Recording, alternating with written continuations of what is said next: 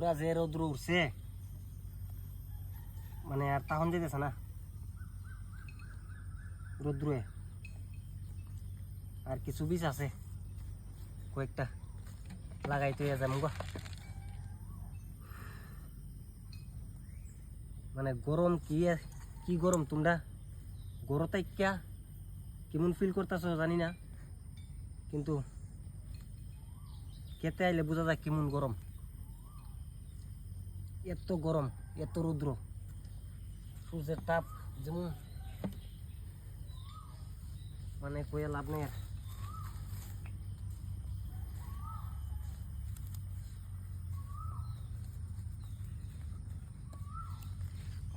দেখ আমরা কতটুক রৌদ্রের ভিতরে কাজ করতে লাগে খেতে।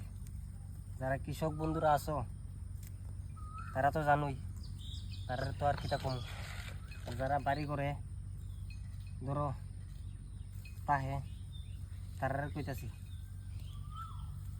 দেখো আমরা কত রৌদ্রের ভিতরে কাজ করতে লাগে। রৌদ্র, বৃষ্টি,